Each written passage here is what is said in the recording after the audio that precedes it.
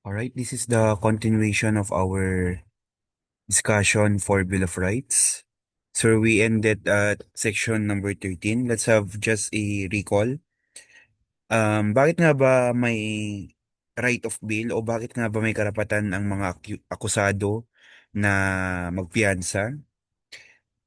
Right of bail class is rooted in the principle of presumption of innocence.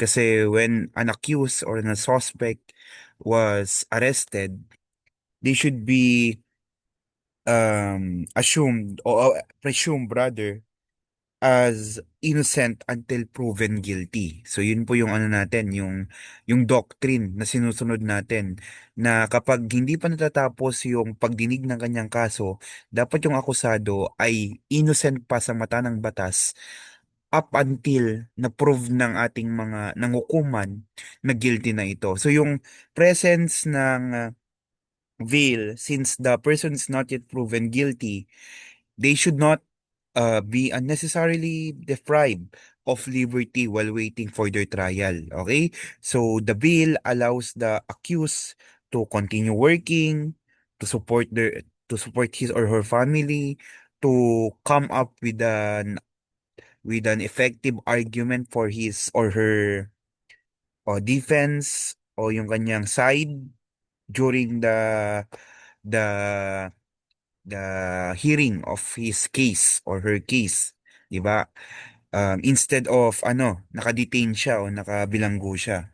So, then again, itong mga karapatan nating ito ay hindi po absolute, okay? Hindi po siya perfect o absolute.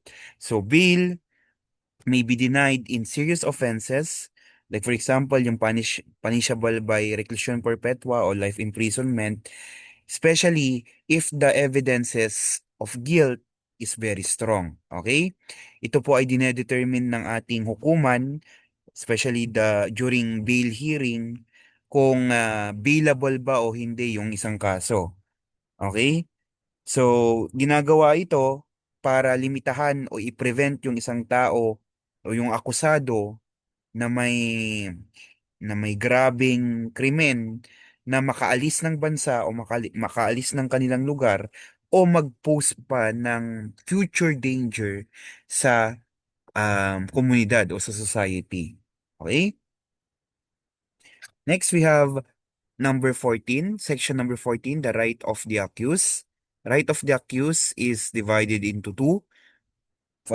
First, no person shall be held to answer for a criminal offense without due process. Na-mention na natin yung term na due process, but before we proceed to that, again, um, dapat meron po tayong presumption of law sa mga accused o mga akusado that a person accused is presumed innocent until proven guilty. So kapangyarihan po at responsibilidad po ng hukuman na alamin at patunayan na yung akusado ay guilty sa kanyang kaso. Okay? Kung hindi nga ito napatunayan, it means to say na hindi po guilty yung akusado at may karapatan na siyang makalaya. Now, in due process, I mean, no one should answer criminal offense o wala dapat tawagin o wala dapat maakusahan na guilty na tao nang hindi dumadaan sa due process of law o tamang proseso ng batas. Again, ano yung due process of law? It is your right or your right to be informed of your charges, to have a speedy, mabilisan, at publikong pagdinig, public trial. Number three, to confront your witnesses, to confront the complainant if necessary. And number four, legal counsel, magkaroon ng lawyer o ng legal advisor. Okay, ito yung apat na importante na meron ka kung ikaw yung akusado. At ito yung tinatawag nating due process. Okay? And then, most especially, ang pinaka-importanting characteristics ng due process, fair treatment, makatao at pantay-pantay na pagtrato sa mga akusado o kahit sino pa yan sa mata ng batas. Okay? Fair treatment of the law. For number two, In all criminal prosecution, the accused shall be presumed innocent until the contrary is proven, as mentioned a while back, and shall enjoy the right to be heard by himself and counsel, to be informed by... Ito lang yun. Ito din lang naman pala yun, okay? Ayan. And to have a compulsory process to secure the attendance of witnesses. Dapat meron po yung mga witnesses and the production of evidence in his behalf. So, pero kung may karapatan yung mga complainant na magkaroon ng witness, ganun din po yung akusado. Meron din po siyang karapatan na mag-secure ng kanyang sariling witness at kanyang sariling ebidensya na kumukontra dun sa meron sa prosecution or dun sa sa complainant. Okay? So, however, after arraignment, trial may proceed notwithstanding the absence of the accused. Hindi pwedeng magpatuloy ang isang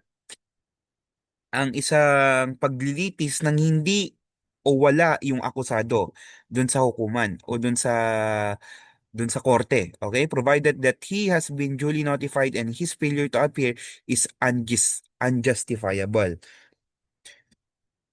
Okay? So, hindi po pwedeng wala yung akusado dun sa hukuman o dun sa korte. Pero merong cases na pwedeng hindi mag-appear yung akusado sa korte kapag wala na siyang kakayahan or may medical or emergency concerns dun sa accused or akusado. Okay?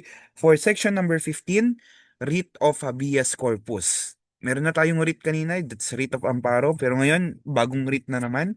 Writ of habeas corpus.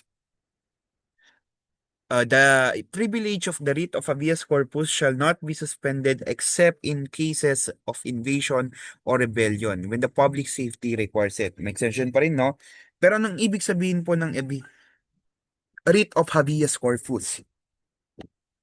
In Latin, habeas corpus means you shall have the body.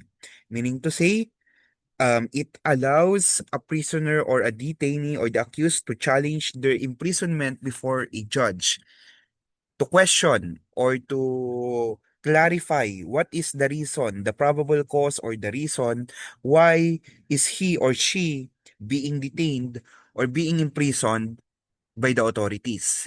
Tatanungin po o question na rin ng akusado kung ano yung rason bakit siya dinitain or ikinulong ng mga otoridad, okay? Bakit ito kailangan? It safeguards the people or the citizens to unlawful detention by forcing the government to justify the detention and to clarify which reason or what cause of this imprisonment or detain. Okay? So, sa habeas corpus lang, within the writ of habeas corpus, inaalam natin kung ano yung rason kung bakit merong imprisonment o pagkakabilanggo at dapat, as mentioned in the definition, you shall have the body. Dapat maipakita at ma-present yung nililitis o yung akusado, okay? Kasi kung wala yung akusado, pwedeng maging dahilan yan ng invalidity ng kanyang kaso. Kailangan nasa korte po siya habang dinidinig yung kanyang kaso. You shall have the body nga, di ba? Dapat may pakita yung akusado. Kasi kung wala yung akusado, dinidinig yung kanyang kaso, baka cases na po yan ng salvage or extrajudicial killing. Kasi di ba, wala siya sa korte. May kaso siya. Dinidinig ng korte yung kanyang kaso, pero hindi siya nagpapakita. Asan yung akusado? The accused must be present during the hearings of his cases or her cases, okay? For example, if someone is detained without legal basis, their family can file a petition requiring authorities to justify the detention. If no valid reason is proven, the person must be released. However, this writ may be suspended during rebellion or invasion when public safety requires it. Like for example, you are a public threat or you are a terrorist or nanggugulo ka sa community ninyo, that can be a reason of the suspension of the writ of habeas corpus. Kasi mas maliwanag pa sa araw na meron kang violation sa batas. Okay? Na nakita ng otoridad o ng mga sibilyan na ikaw ay mismong o talagang o actual na gumagawa ng kaguluhan o paglabag sa batas. Okay? Pwede pong ma-suspend yung writ of habeas corpus. And nasususpend din po ang habeas corpus as well as the search warrant and warrant of arrest as mentioned in the previous video kapag under sa martial law ang ating bansa o ang isang area ng ating bansa. Okay? Suspended po ang ating habeas corpus doon. Kasi, as mentioned there, cases of invasion or rebellion or terrorism, sinususpend po yung writ of habeas corpus o yung pag-alam sa dahilan ng pagkakabilanggo o pag-aresto sa isang akusado. For section number 16, speedy deposition of cases. Basically, sinasabi lang dito na may karapatan ng mga tao o lahat ng mga tao ay may karapatan na magkaroon ng mabilis na pag-usad ng kanilang mga kaso in judicial, quasi-judicial, o administrative bodies. Okay? Kasi sabi nga natin, justice delayed is considered justice denied. So kung hindi mapaprioritize ang isang kaso, parang dinedenay na rin sa kanya yung kanyang hustisya. Okay? Which is, in reality, in the Philippines, parang imposible atang mangyari yan. Kasi, as we all know, napakabagal ng takbo ng ating hustisya. Hindi naman na mostly kasalanan ng judicial branch yan, kasi sa dami din ng bilang ng kaso na kanilang hinahawakan at sa tagal ng pagkalap ng ebidensya, mga argumento, mga apila, kapag may desisyon na, yun yung mga dahilan kung bakit bumabagal o tumatagal yung length ng mga kaso sa Pilipinas. Okay? So, it's the system. Mabagal na sistema, mabagal na proseso, napakaraming requirements, napakaraming proseso sa napakakonting mga institusyon.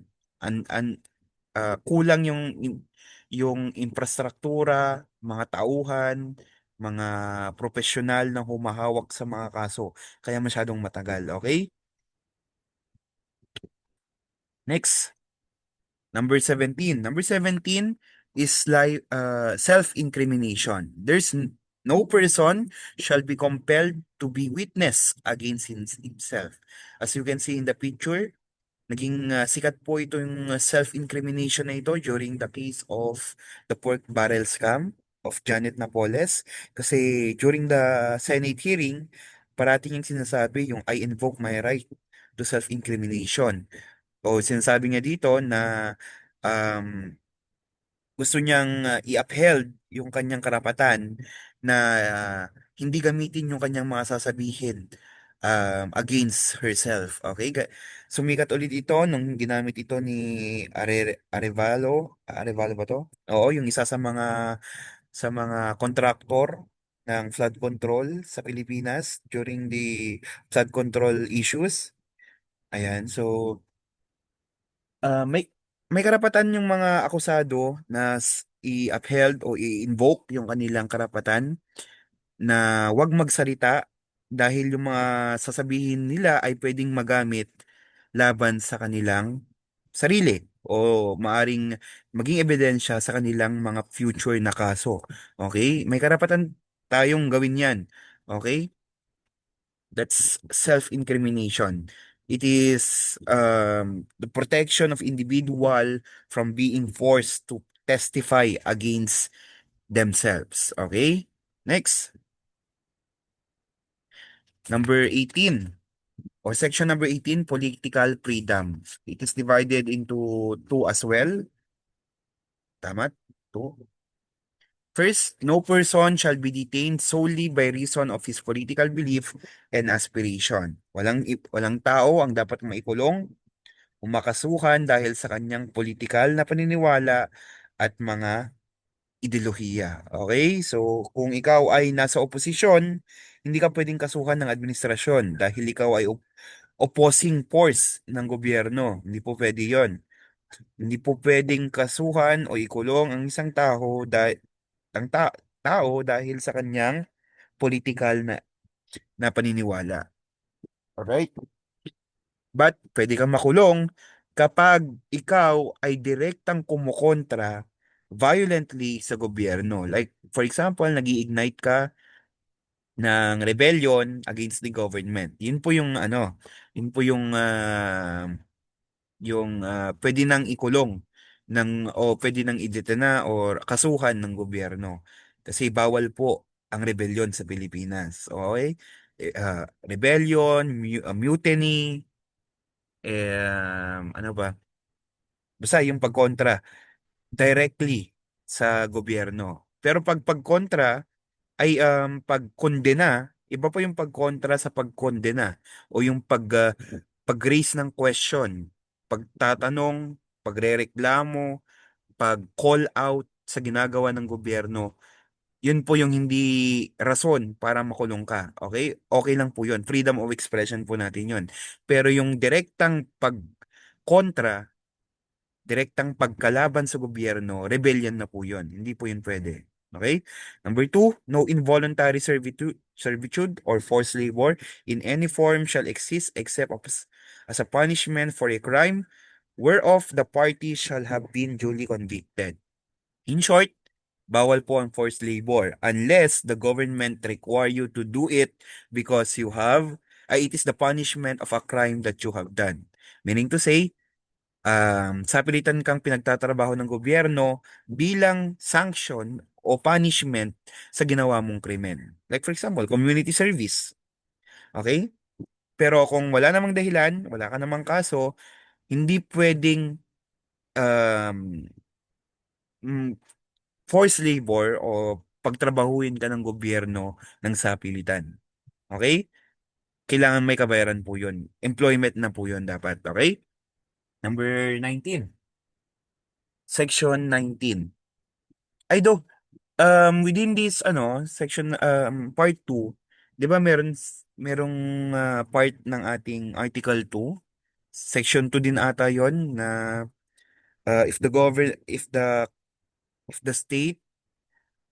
state requires the people to defend the country and in fulfillment therefore the citizen may be required to render their military, civil and ano yun ang isa? Military, civil, and and basta the citizens are required to render their services to the government during ano po to during disasters or during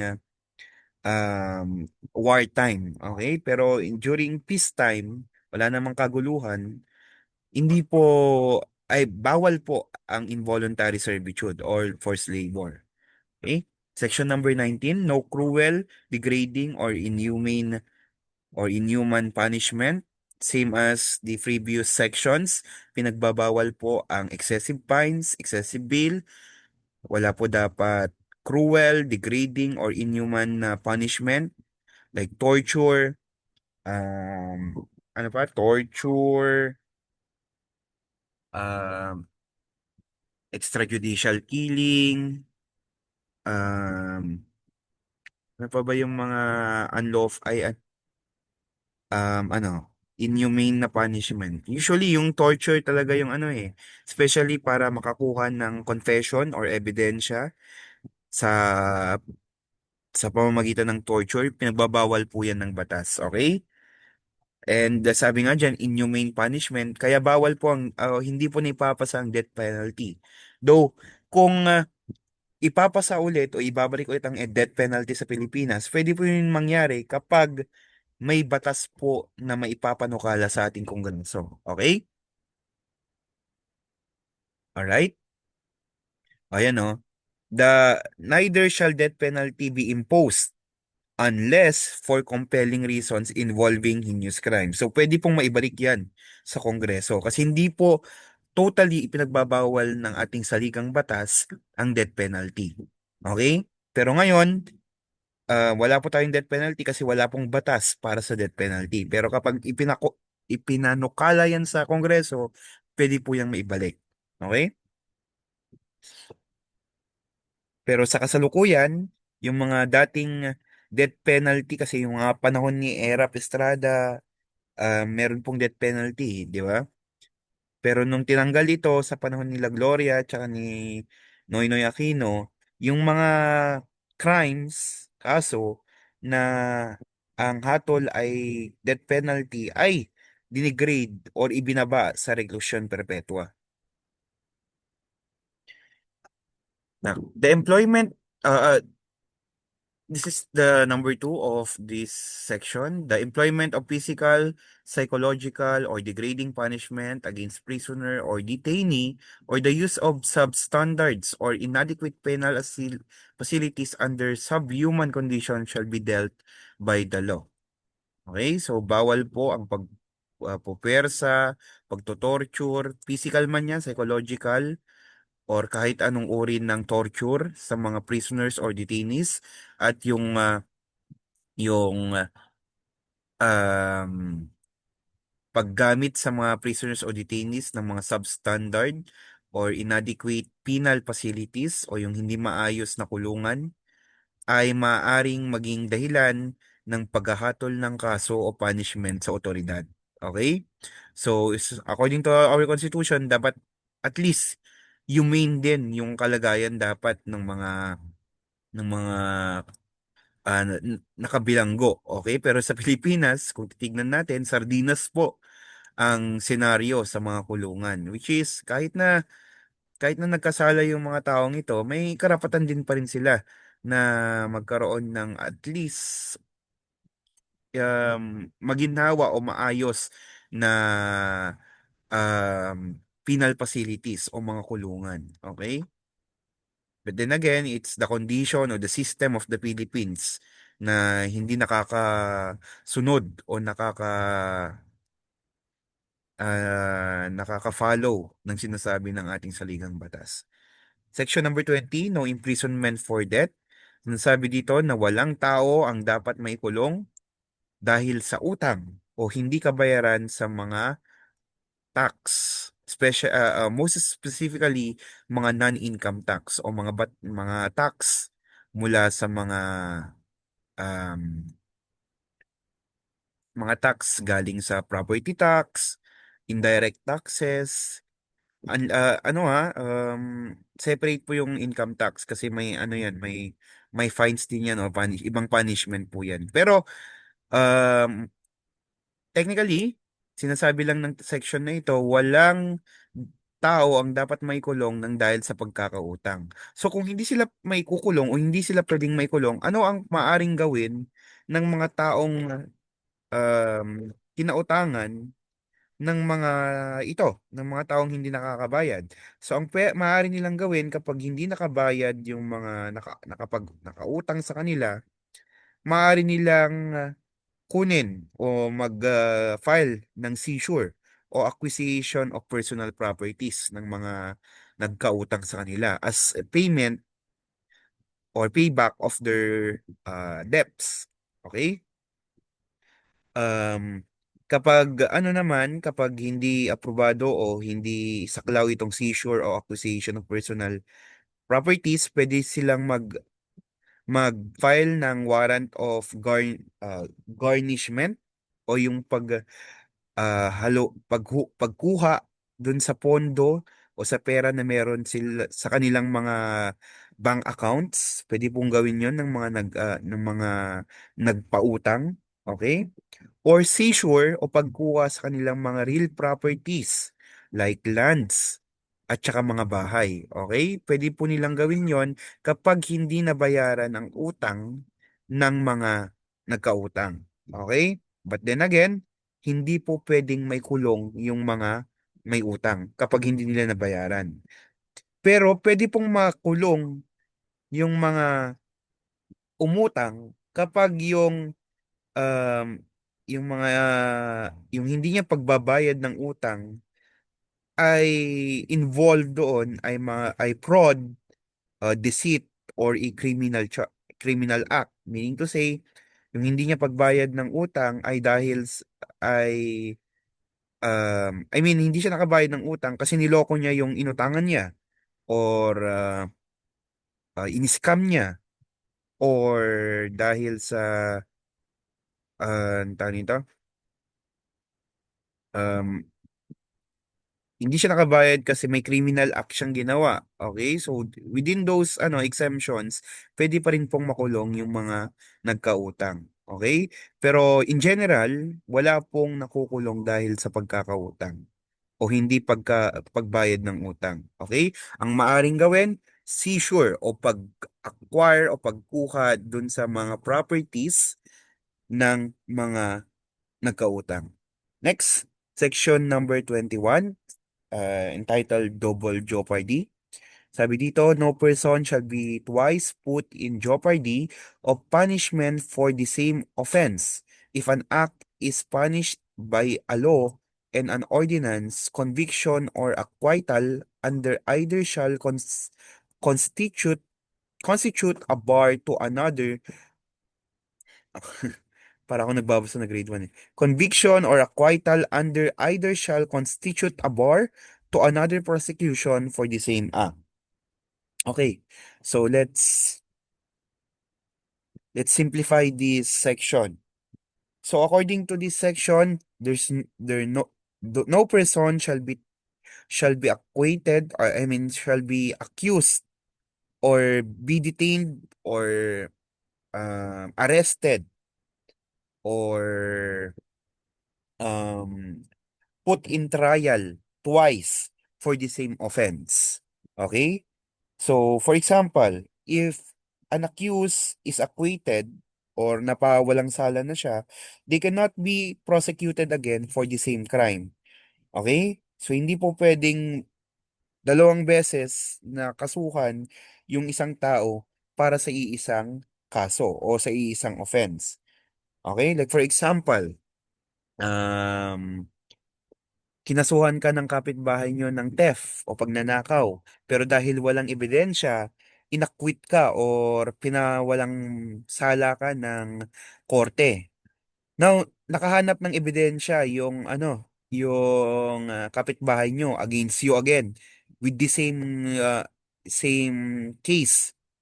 Yung kaso kung saan ka dininig noon o saan ka inaresto dati, hindi na po pwedeng gamitin na yung ebidensya na nahanap against you for the same offense kasi double jeopardy na yon. Pero kapag nagnakaw ka ulit at saka nakita ng o may ebidensya na siya para dun sa bagong pagnanakaw, hindi po applicable yung double jeopardy.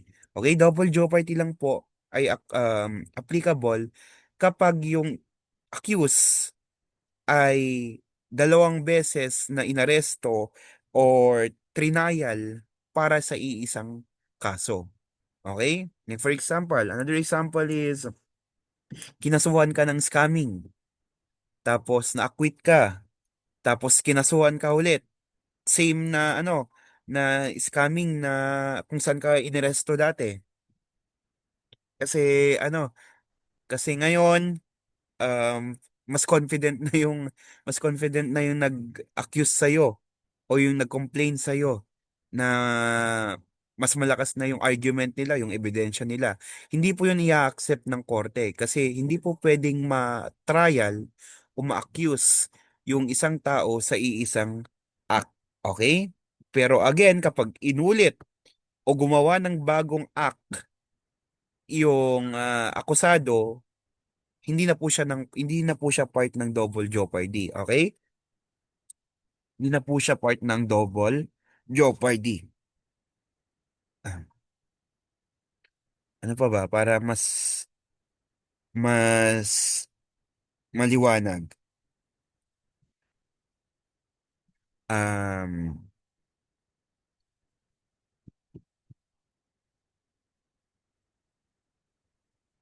yung pagnanakaw na lang yun na lang.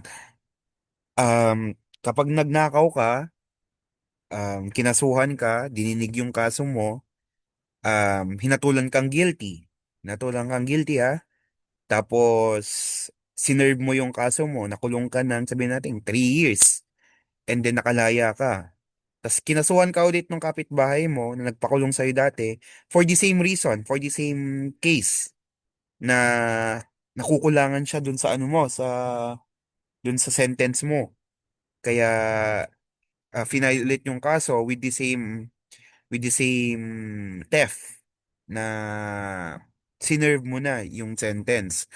Hindi na po yun applicable, hindi na po yun maaring tanggapin ng korte kasi double jeopardy na po yun. Pero kapag nagnakaw ka ulit, same bahay, same kapitbahay, tapos kinasuhan ka ulit, hinuli ka ulit ng mga otoridad, hindi na po yung double jeopardy kasi ibang pagnanakaw na yung ginawa mo.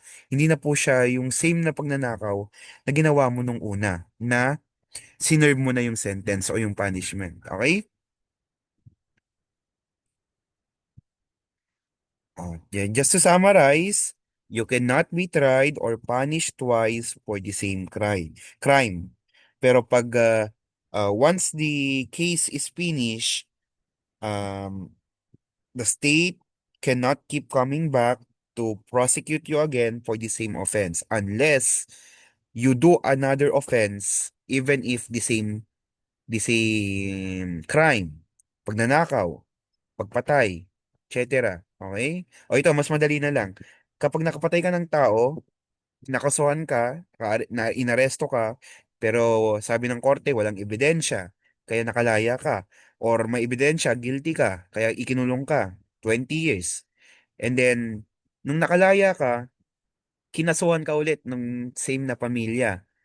Double jeopardy na po yun. Especially kung yung kaso, yung ikinakaso sa'yo, same yung person na pinatay o pinatay mo. Just, na nga, example lang. Or dahil walang ebidensya, nakalaya ka, kinasuhan ka ulit, same case, nakalaya ka na nga, di ba? Walang napatunayan o walang ebidensya na nagpapatunay na ikaw yung pumatay, hindi po pwedeng ikaso ulit sa'yo yung kaso. Okay? Double jeopardy na po yun. Okay? Pero kapag pumatay ka ulit ng ibang tao, tapos kinasuhan ka ulit, hindi po yung double jeopardy. Kasi ibang tao na po yung pinatay mo. Same crime, different act or offense. Okay? For section number 22, it is entitled Ex Post Facto Law and Bill of Attainder. And wala dapat batas ang maaring ipasa na nag-pro-promote o nag-i-impose ng ex post facto law or ng Bill of Attainder. Anong ibig sabihin nitong dalawa? So when we say ex post facto, ex post facto class is a act of punishment that was not illegal at the time it was committed or increased punishment after the fact. Meaning to say na yung krimen na ginawa mo noon, ay wait lang. Gumawa ka ng isang action in the past which is legal pa noon. Pero nung dumating sa panahon ngayon, naging illegal na yung ginawa mo noon, tapos babalikan ka ng gobyerno para kasuhan yung ginawa mo noon na illegal na ngayon, hindi po yun maaari. Maaari, ex post facto po yun, okay? Kapag kakasuhan ka ng isang krimen na ginawa mo noon, pero noon, legal pa siya. Hindi pa siya illegal o wala pang batas na naipapasa na nagsasabing illegal yung ginawa mo noon. Like for example, um, ay noon, okay lang ang magbike ng walang helmet. Sabihin natin 2022. Pero nung dumating sa 2024 o 2026, sabihin natin 2026, bawal na po ang magbike sa national road nang hindi naka-helmet. Hindi ka pwede kasuhan ng gobyerno dahil hindi ka nag-helmet noong 2022 hanggang 2025 habang nakabike. Okay? Ex post facto po yun pag ginawa niya yun. Sabi dito sa Constitution, no ex post facto law shall be enacted. Okay? Bawal po yun. Hindi po pwedeng bumalik yung batas para kasuhan yung mga ginawa mo noon na legal naman noon. Okay?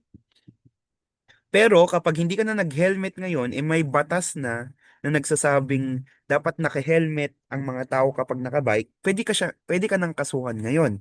Kasi ginawa mo siya during this time. Pero yung mga ginawa mo noon, like hindi pagpihe-helmet noon, illegal pa noon yung ganong action, hindi po pwedeng bumalik yung batas para kasuhan yung mga action mo noong legal pa yung mga yung hindi pag-helmet while using your vehicle or your bicycle rather. Intindihan ba? Kung may question kayo sa ex post facto law, chat nyo na lang sa GC, okay? Basta ang main point ko dito is that hindi pwedeng bumalik yung ating batas sa nakaraan para kasuhan ka sa mga bagay na ginawa mo noon na legal pa dati. Okay? Pero ngayon, illegal na. Another example na lang.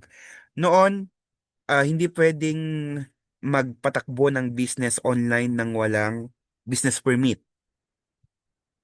I mean, noon, sabihin natin nung 2025, pwede pong magkaroon ng online business kahit walang business permit. Pwede po sa batas, legal. Walang batas na nagsasabing bawal. Pero nung dumating ng 2026, nagpasa sila ng batas na dapat lahat ng online shops may business permit. Now, hindi pwedeng bumalik at ipanish ka ng batas dun sa business mo noong 2025 na online business na wala kang business permit. Kasi noon, legal pa yon. Wala pang batas na nagbabawal na mag-business ka online nang walang business permit. Pero ngayong meron na, hindi pwedeng bumalik yung batas para ipanish ka dun sa ginawa mo noon. Okay? Pero kapag yung online business mo, nagra-run pa rin until now, at nag-refuse ka na kumuha ng business permit, eh meron ng batas na nagbabawal sa pagpapatakbo ng online business nang walang business permit, yun yung pwede ka ng kasuhan o magkaroon ng fines. Okay? Yan po yung tinatawag nating ex post facto law. Sa Bill of Attainder naman, simple lang to. Sinasabi dito na wala dapat batas na maipapasa na nagde-declare sa isang tao o sa isang grupo na guilty. Okay? Wala dapat batas na nagde-declare o nagsasabi na may specific na tao o grupo ng tao ay guilty nang hindi dumadaan sa due process o trial. Meaning to say, hindi pwedeng magpasa ang Senado, ang Kongreso o kahit sino pa man ng mga batas na nagde-declare sa isang grupo o sa isang tao, specific na tao, nang hindi siya dumadaan sa um, due process or public trial. Okay? Kailangan po ng public trial. Kasi kung walang trial, unconstitutional po yan. It's a violation of your due process. Okay? And then, again, sabi nga natin, accused, an accused person is presumed innocent until proven guilty. Okay, so that ends our discussion on the Bill of Rights up until Section 22 lang po. Sana may naiintindihan kayo. If you have any question, clarification about the Bill of Rights, feel free to send it in our group chat para ma-address natin ng maayos at ng mas maaga para walang katanungan. Next video, I will be sending about the topic for the different presidents of the Philippines. Sana matapos ko at sana hindi ganun kahaba. Okay?